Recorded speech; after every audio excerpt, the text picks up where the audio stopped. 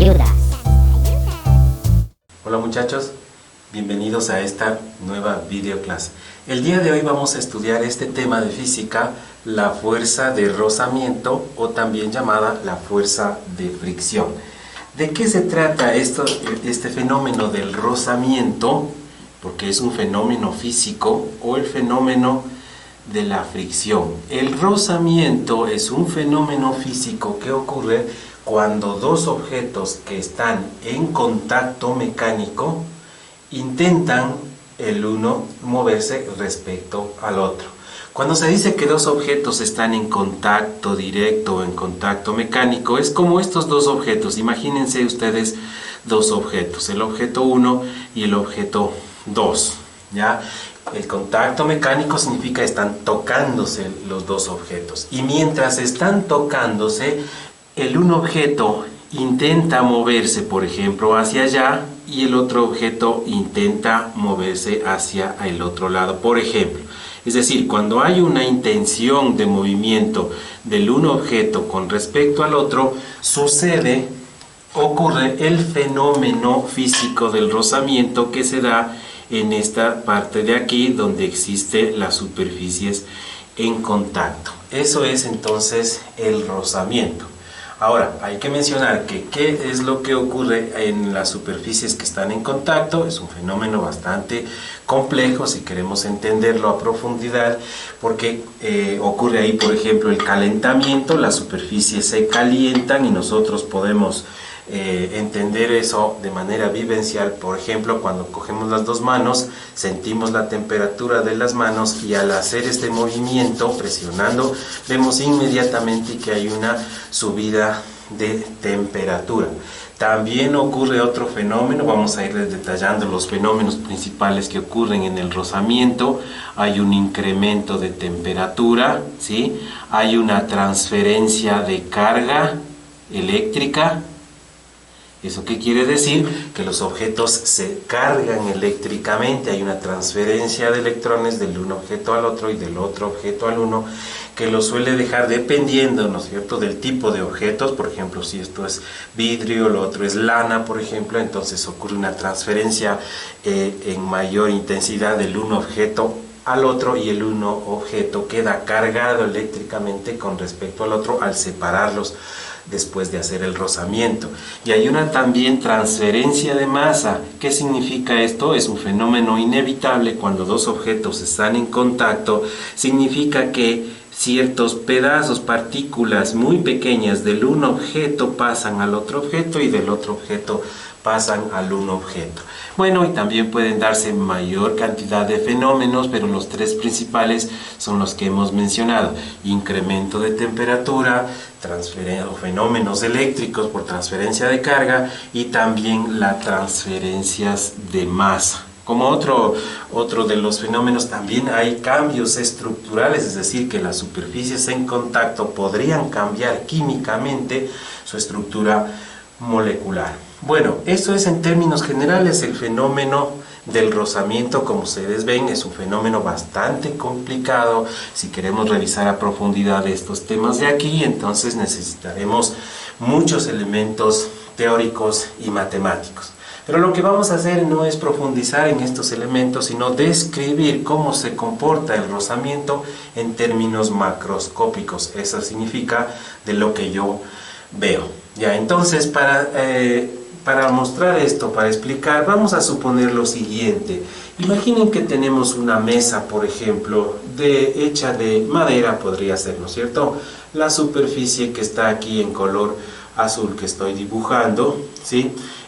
O el piso, pensemos más bien, antes que una mesa. Es un piso rígido totalmente, y sobre ese piso se ha colocado una caja grande, vamos a suponer ya, una caja como que fuera, pensemos en un refrigerador grande, ya, que se lo ha colocado ahí, de masa M, ya, se lo ha colocado de esa manera, y entonces están las superficies en contacto, ¿no es cierto? Pero aquí viene la pregunta: ¿existe rozamiento entre las dos? Ya, entonces la respuesta es no. No existe rozamiento entre las dos superficies porque para que ocurra el fenómeno del rozamiento deben darse dos circunstancias. La una es que los objetos estén en contacto mecánico, lo cual sí cumple este caso que estoy mencionando, pero el segundo diría que el un objeto tiene que intentar moverse respecto al otro. Entonces, si nosotros vemos en el piso una caja y no hay la intención de la caja moverse con respecto al piso, entonces no está ocurriendo el fenómeno del rozamiento. Y entonces estamos en un estado totalmente estático. Entonces hablemos de un primer estado, donde no existe el rozamiento, está en un estado totalmente de equilibrio estático, ¿no es cierto? La fuerza de rozamiento no existe ningún tipo de rozamiento, por cuanto no se ha dado esta segunda condición del movimiento.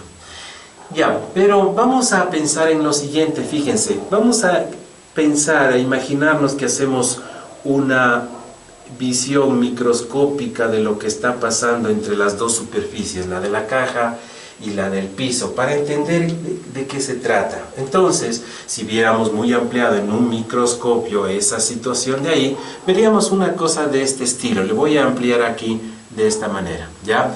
Entonces, la caja dijimos que esto como que fuera una refrigeradora grande, estamos pensando, ¿no es cierto? Ya, entonces, por más pulida que estuviera la superficie, tanto del refrigerador en su parte de abajo como el piso, ¿sí? Físicamente, viendo en una visión microscópica, nosotros veríamos unas irregularidades de este tipo. Tal vez algunos pregunten o estén pensando en cómo es posible si es que el piso o la parte de abajo del refrigerador está bien pulida. Bueno, por más pulida que esté, pero ante una visión de microscopio electrónico, por ejemplo, sí veríamos todas esas irregularidades de ahí. Esto está en color rojo, se refiere a la caja. Y mientras que en color azul le voy a dibujar el piso, ¿cómo estaría el piso? Si lo vemos entonces, repito, ante un microscopio, entonces veríamos una cosa de este estilo, ¿ya? En donde, fíjense una cosa, se han entrelazado, ¿no es cierto?, las irregularidades. Le voy a rayar abajo en este sentido para indicar que esto es el piso, ¿ya? Entonces esto es lo que está ocurriendo. Tal vez alguien también podría pensar, pero si el piso es un piso de cerámica, por ejemplo, muy pulida, ¿cómo es posible que se vean esas irregularidades? Bueno, la respuesta es sí, así físicamente se vería ante un microscopio electrónico, aun cuando las superficies estén muy pulidas, ¿ya? Bueno, entonces, ¿qué es lo que pasa? No existe el rozamiento porque ningún objeto, tanto el piso como la caja, está intentando moverse hacia ningún lado. Por lo tanto, no hay rozamiento. Vamos a pensar en otra situación. ¿Qué tal si una persona, digamos un niño, ya para no pensar en alguien que pueda con mucha fuerza mover esta caja? Vamos a suponer que un niño hace una fuerza hacia allá, ¿sí? Y cada vez la va incrementando. Hace una fuerza F con la intención de mover esa caja, ¿no es cierto? Con la intención de mover esa caja que tenemos ahí, ¿ya? Digo solo la intención porque puede ser que el niño no logre mover, sin embargo hace esa fuerza. Esta no es la fuerza de rozamiento. Entonces, inmediatamente, tal como aparece la fuerza aplicada, entonces aparece una fuerza, ahora sí, una fuerza de rozamiento estática. ¿Por qué razón digo estática? Porque vamos a suponer que la fuerza es pequeña. Por ejemplo, imagínense que aquí esta masa fuera de, por ejemplo, vamos a suponer 10 kilogramos. Habría un peso de esta caja dirigido hacia abajo supongamos la gravedad de 10 metros por segundo cuadrado, habría un peso de 100 newtons, ¿no es cierto?, hacia abajo, y también una fuerza, la fuerza normal, debería ser también de 100 newtons para que compense al peso en vertical, ¿ya? Entonces, dado que 100 newtons es bastante, digamos, para un niño, entonces el niño hace unos, qué sé yo, hablemos de un newton o 2 newtons. Esa fuerza tan pequeña de 1 newton, 2 newtons, aunque el niño la hace, pero no logra mover el objeto. Sin embargo, ya existe la intención del movimiento. O sea que no es solo movimiento, sino la intención del movimiento. En otras palabras, la caja está intentando moverse en el piso, no lo consigue, pero está intentando moverse, ¿ya? Y así el niño sigue entonces subiendo la intensidad de la fuerza hasta que en un momento dado va a lograr mover esa fuerza. Ya vamos a suponer que la fuerza necesaria para que empiece a moverse la caja fuese de unos 50 newtons, por ejemplo. Entonces el niño haría una fuerza de 1 newton y ve que no es posible moverla, incrementa 5 newtons, 10 newtons, etcétera, así, hasta que en un momento dado hace una fuerza de 50 newtons y ahí ocurre un fenómeno que es que el objeto se halla en movimiento inminente, es decir, está a punto de moverse, y entonces cualquier incremento de estos 50 newtons ya provocará el movimiento de la caja con respecto al piso. Pero pensemos entonces qué es lo que está sucediendo justo cuando el niño hace los 50 newtons, es decir, empuja la caja con 50 newtons. A ese estado llamémosle un estado segundo, el estado del movimiento inminente, o sea que está a punto de moverse, en donde la fuerza de rozamiento es una fuerza máxima. Y a esta fuerza de rozamiento se la calcula como un número de veces la normal, y ese número de veces es el coeficiente μ, llamado coeficiente de rozamiento, ¿ya?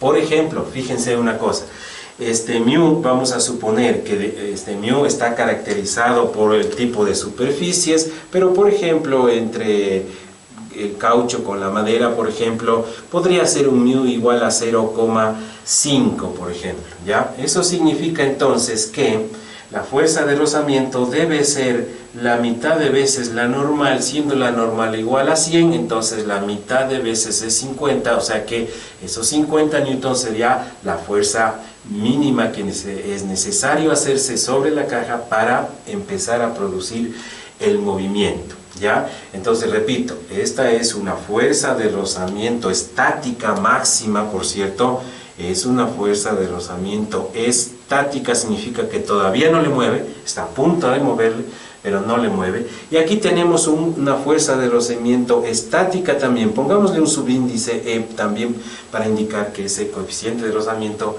es también estático, ¿ya? Pero en ese caso, ¿cómo sería la visión microscópica? ¿Habría cambiado de esta de aquí que teníamos cuando la caja estaba en el piso y nadie intentaba moverla?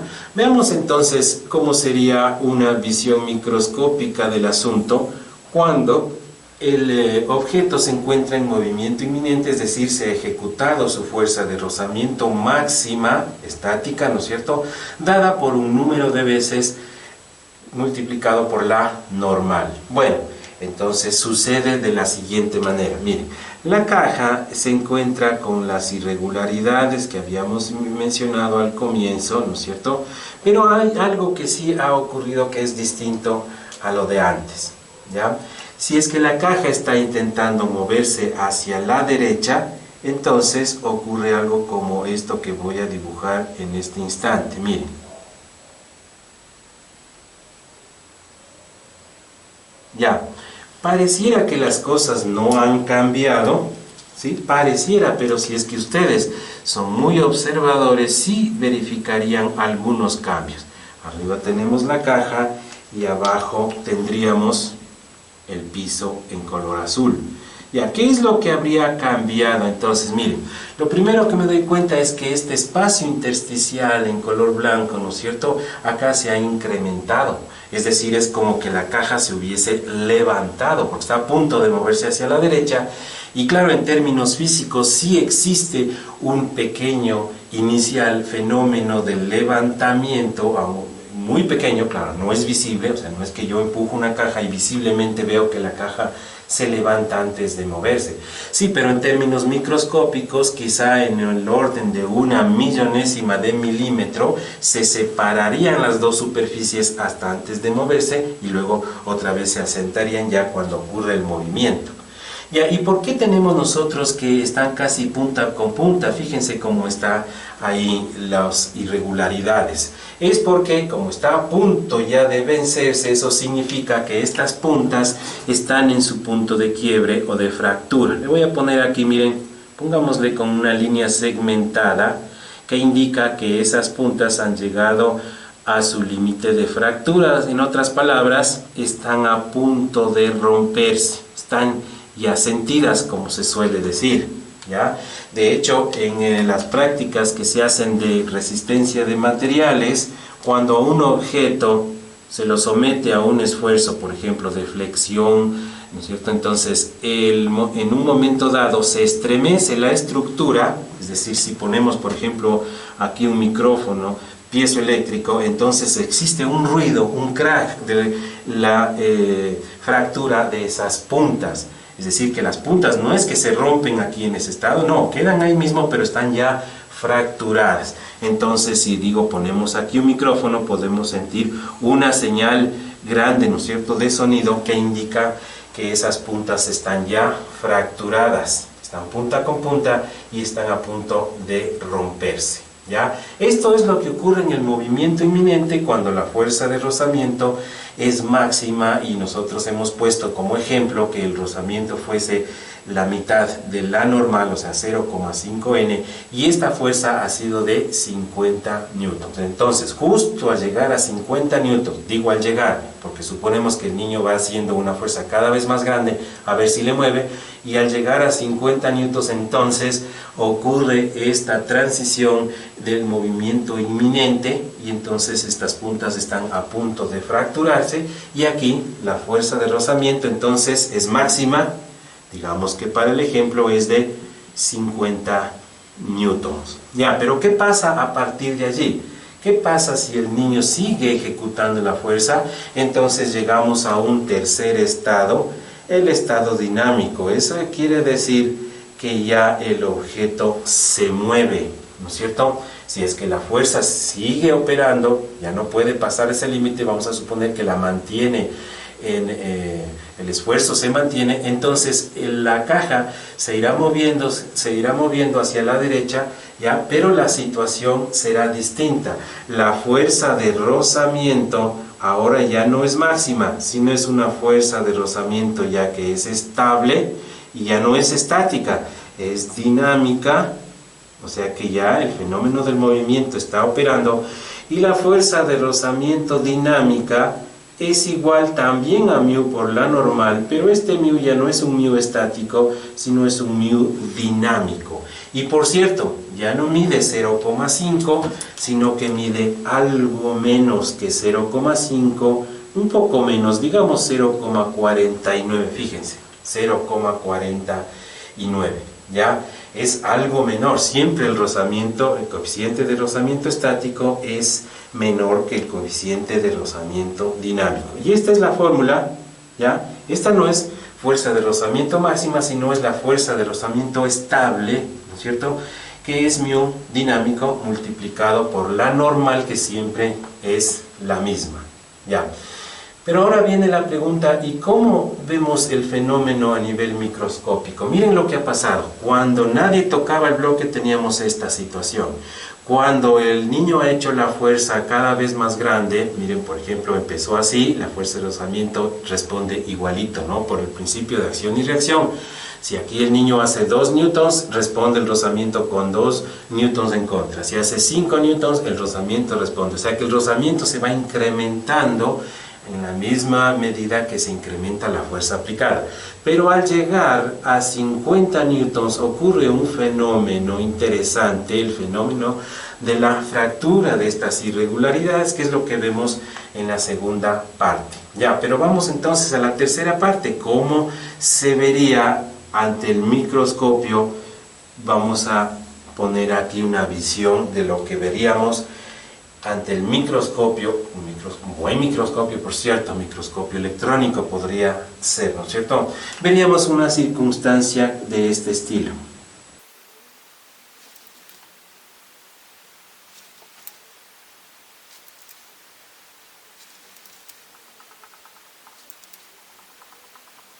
Ya, analicemos entonces esta visión del microscopio. ¿Qué es lo que ha sucedido?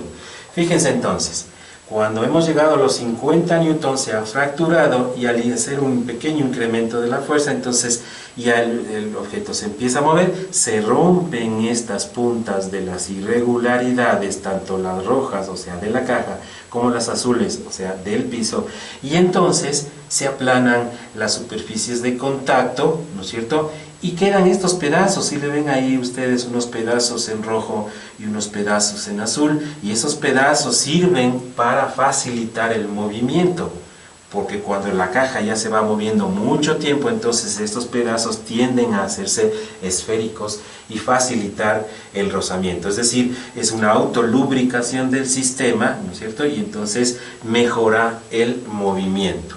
Con lo cual, fíjense una cosa, una circunstancia muy interesante, es que la fuerza de rozamiento dinámica que puede lograr mantener en movimiento ya no es de 50, sino que puede ser, por ejemplo, de 48 newtons. Esto parece un poco extraño, ¿no? ¿Cómo es posible, les pregunto yo a ustedes, que si el niño necesitaba hacer una fuerza de 50 newtons, ¿no es cierto?, para recién empezar a moverle, ¿cómo es posible que después de que ya le está moviendo, la fuerza que le mantiene en movimiento necesaria ya no es de 50, sino menor? ¿Ya? Eso es producido por este fenómeno del rozamiento de tipo dinámico. ¿Ya? O sea que es más difícil sacarle a un objeto del reposo al movimiento que mantenerlo moviéndose. Ustedes se darán cuenta, por ejemplo, cuando ustedes empujan un vehículo, ¿no?, que se quedó sin batería, por ejemplo. Al empezar a mover es muy difícil, pero una vez que ya lo muevo, ya empiezo a moverlo, entonces el vehículo gana esa inercia y ya se mantiene en movimiento fácilmente.